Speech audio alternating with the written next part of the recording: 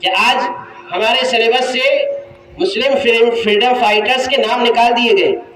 آج ہمارے نوجوان اسکولوں کے اندر، کالجوں کے اندر اور یونیورسٹیوں کے اندر جو ہسٹری پڑھ رہے ہیں، خاص طور پر آزادی کی جو ہسٹری ان کو پڑھائی جا رہی ہے، اس میں مسلم فریڈم فائٹرز کے نام ہی نہیں ہیں.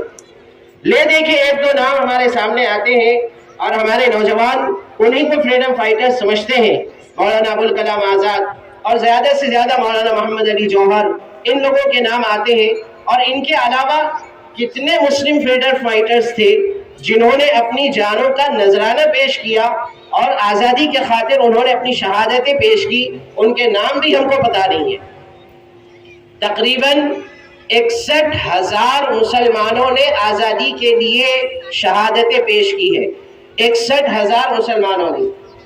اور اگر آپ دوسری قوموں کے اور دوسرے طبقوں کے فریڈم فائٹرز کے نام اگر دیکھیں گے تو ان کی تعداد 10,000 20,000 سے زیادہ نہیں جاتی.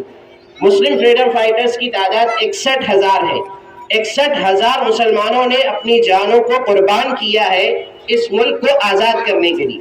تو اس میں سب سے پہلے کون تھے جنہوں نے قیادت کا رول نبھایا ہے، جنہوں نے اس ملک کو آزادی دلانے کے لیے آگے آگے قدم بڑھایا اور ان کے پیچھے پوری ایک دنیا چلی. ان لوگوں کے نام بھی ہم کو پتہ نہیں ہے.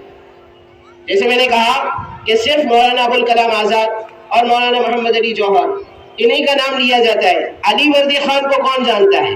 نواب سراج الدولہ، ٹیپو سلطان شہید، بہادر شاہ ظفر، شاہ عبدالعزیز رحمۃ اللہ علیہ، مولانا محمود حسن دیوبندی رحمۃ اللہ علیہ، جنہوں نے تحریک ریشمی رومال کے ذریعے سے اس ملک کے اندر آزادی کی لہر دوڑائی تھی، آزادی کی روح پھونکی تھی. آج ان کا نام جاننے والا کوئی نہیں ہے.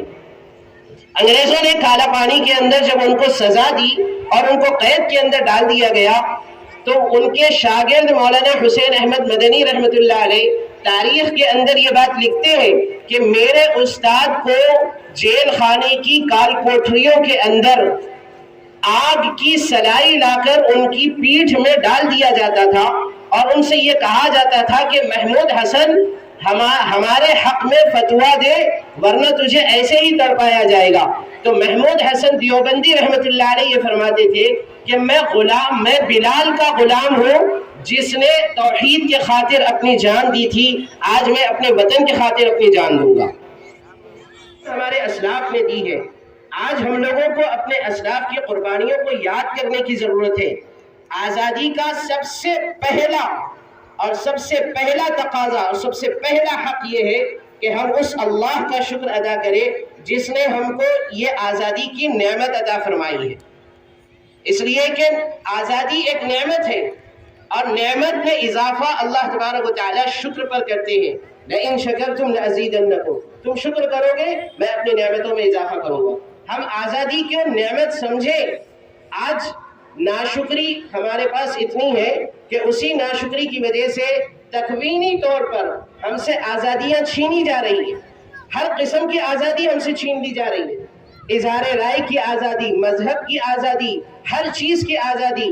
آگے جو ہے ہم کو ایسا غلام بنایا جا رہا ہے کہ ہم کو کپڑا پہننے کی بھی آزادی نہیں رہے گی، کھانے کی بھی آزادی نہیں رہے گی.